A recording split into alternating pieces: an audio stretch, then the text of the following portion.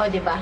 Hi guys! I'm now at Cafe La Ferennie here in Scout Ibardolasa sa QC. So, bakit nga ba ako nandito? Kasi kakatapos lang ng mass and ang ate nyo gutom na, okay? And I chose this place. So, bakit nga ba? Kasi ang cute niya. From the outside, it kind of doesn't look a lot kasi madilim na rin sa labas. So, hindi mo siya mapapansin. Pero pag pumasok ka, it's very Instagrammable. They have this like little rooms, as I would call it. Tapos, dito, pang barkada setting. Either mag-date or mag-barkada. And they also have like a second floor. Pwede tayo sa second floor. Pero may mga tao sa taas. So, dito na muna tayo. There. Okay. So, this is their menu.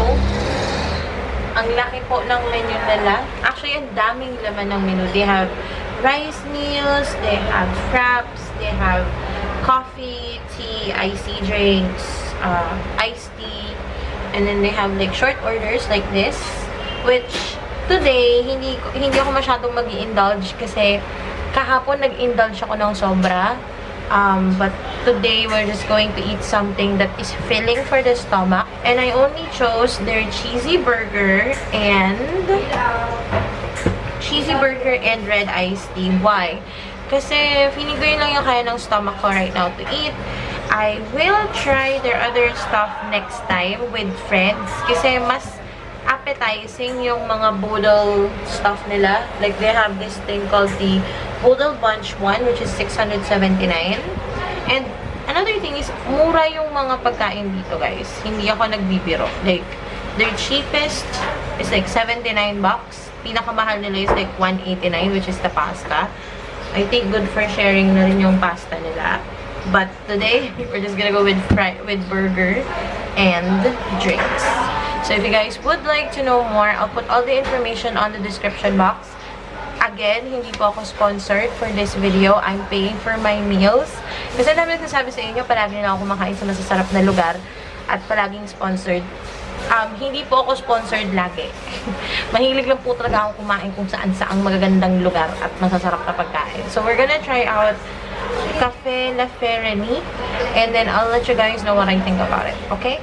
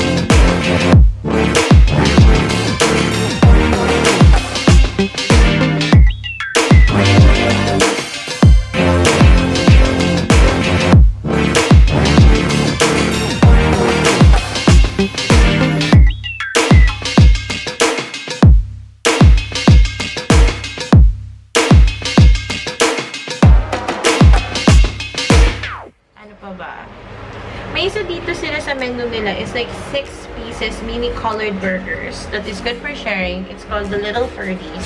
Ito siya. So, maybe next time, pag kasama ko yung squad, dito kami kakain.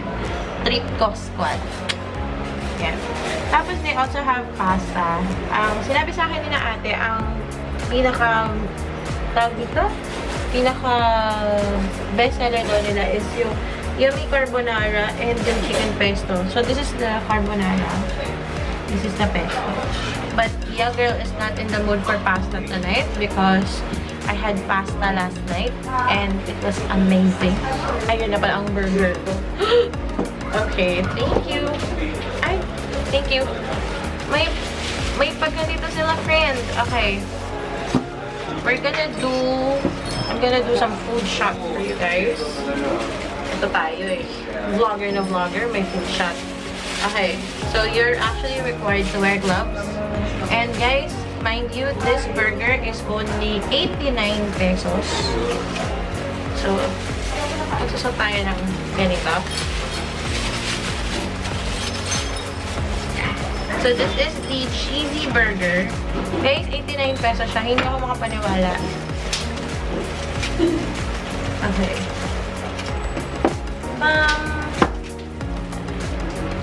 This is the cheesy burger. And oh my god, it's big. For 89 bucks, you're getting a side of rice. I'm gonna show you. You have a side of fries over here, the burger, and then a sauce for the fries. I was expecting a bit smaller. So we're going to try it out now. Wait lang. Bago ko siya i-try, magtatali muna ako ng buhok. Wait lang. Ay! Huwag ka lumipad. Tali natin yung hair kasi we don't wanna eat hair, okay? First time ko talaga dito sa cafe na to kasi alay ko siya nadadaanan pag galing ako sa dati kong school.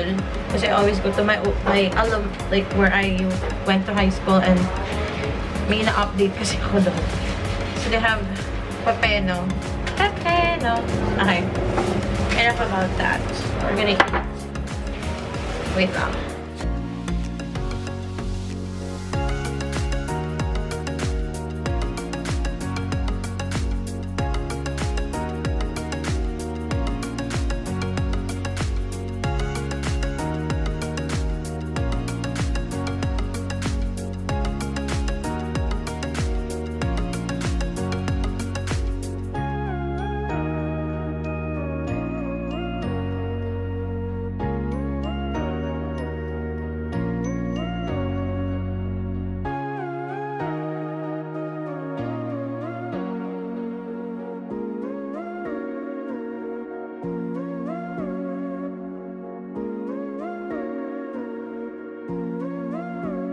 Let's talk about the burger. Nakakailang bites na ako. The buns are okay. They're a bit sweet. Pero mas makukuha niyo yung tamis ng meat kasi very juicy yung meat. Just, kaya pala may gloves kasi tatapon yung sauce. So, yun. Crunchy yung onion, okay yung tomato. I do wish na medyo mas malaki yung onion, yung tomato. Wala lang, gusto ko lang. Tapos, kain tayo ng fries. Okay lang. Wait lang. Tang! Okay. Papakita ko sa inyo gano'n ako kabusog. Naubos ko siya. Okay. So, verdict for the burger. The burger is actually really good. Feeling ko a little more improvement with the bun. Pero the meat and everything else is okay. Kumbaga, kailangan lang siguro yung bun na nakuha ko is a day old. Kasi iba ang texture ng freshly made sa day old. Which is, still the same. Meat-wise, it's good. It's juicy. It's flavorful. Hindi mo kailangan ng extra condiments para sumarap ang burger mo. Cheesy talaga siya. Actually, parang pagka-start ko kumain, nag-stop lang ako mag-film kasi may mga tao. So, may background noise. Masarap siya, friend. Parang hindi ko na-realize I ate the whole thing. And feeling ko malaki siya sa akin. Kasi malaki yung thickness nung nung meat bun, nung meat patty. But it's actually really good. Okay? Parang may intimidate ka lang kung hindi ka sanay kumain ng malalaking burger. Pero kung sanay ka, it's actually an easy eat. And another thing, it's only 89 yata, 89 pesos. I will correct myself in the screen. Pero ang ano niya. Tapos umorder pa ako ng isa pa. Umorder ako ng dessert, which is waffles. I know it's not a dessert, don't judge me, but it's on their dessert menu. Menu? I don't know. So, it's on their dessert menu. It's about 79 pesos as well. So, kung gusto nyo kumain ng masarap na pagkain, pero budget-friendly, this is actually a good place in Quezon City. Actually, malapit siya sa Quezon City High School. So, I'm kind of surprised why some of my other friends haven't mentioned this to me. Tapos, yung red iced tea is just the regular red iced tea. Hindi siya yung, hindi siya house blend ata. I'm not sure, pero feeling ko hindi siya house blend. Ang gusto ko dito actually is their water is infused water. Ito, yan. Papakita ko sa inyo. This is cucumber lemon infused water, which is actually really good. Ang bango niya.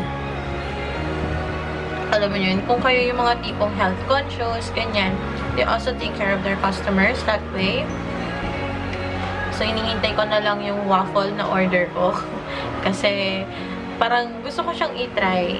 Actually, I'm planning already a second trip here with some of my friends. Magpo-food trip kami dito for a mukbang. So, sa second floor na kami nun, for sure. Diba? I'm just asking who are available. Kasi, since Holy Week na, so most of my friends, no-go talaga sila. Maybe after Holy Week, you'll see a vlog. And nandito ulit ako, kakain ako with some friends. Okay, now, the dessert is here. Ta-da! Okay, so this is the strawberry cream waffles. This is about 79 pesos. Ayun siya guys, dalawang slice ng waffle with strawberry drizzle, rainbow ano ba tawag doon? Sprinkles. And thank you pa ate. Tsaka whipped cream. Okay, so initial thoughts. Oh my god. Ang bango niya, friend. Yun lang masasabi ko. Actually, ito yung tipong dessert waffle to. Hindi ito pang breakfast. If you guys would like this breakfast waffle, they also have it in their menu. They also have a chocolate variant, banana caramel. Tapos meron silang waffle a la mode. I think that's the one with ice cream on top. Pero ito try natin siya. Ayan. Huwag ka matapon. Ayan siya.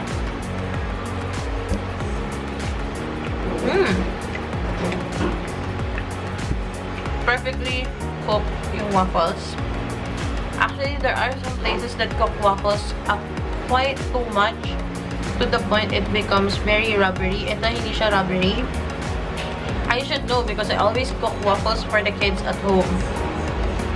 Tapos, yung tamis ng syrup or ng strawberry syrup, hindi siya overwhelming. I am very, very happy with this. Hindi siya ganun katamis. Okay. It smells really sweet, but it's not sweet to my palate. I don't know. Siguro, one thing I can say about this is worth it na umorder ako ulit. Wait lang, may kakain muna ako guys. I'll talk to you in a while and give you my final thoughts.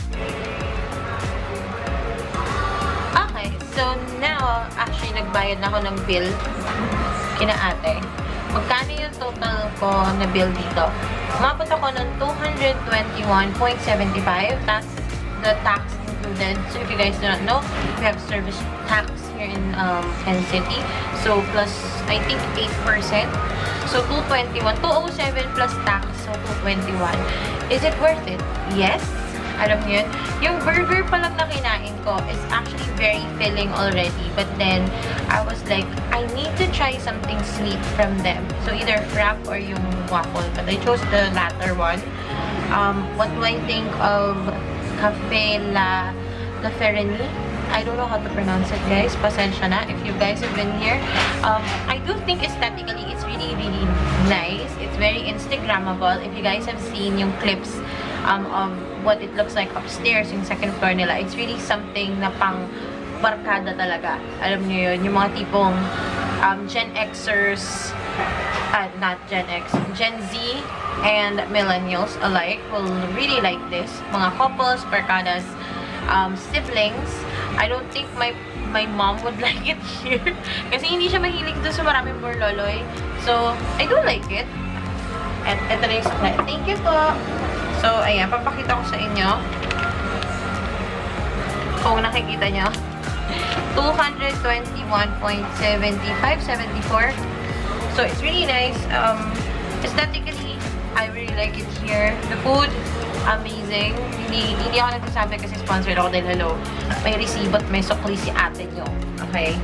So, sa mga nagsasabi na ako yung nagpapasponsor, hindi po ako nagpapasponsor ng mga review ko. Kung pupunta talaga ako, tinatry ko siya for the very first time. Would I recommend this to you guys? If you're from Quezon City and you're looking for a place to hang out with your friends, why not go here? I believe the address is at 17 Ibardolasa. But everything will be provided on the description box. Don't worry, I'll put everything there. Ano ang marirecommend ko? Well, I only tried their burger and waffle and red iced tea. Okay, I will do a full-fledged review on my blog.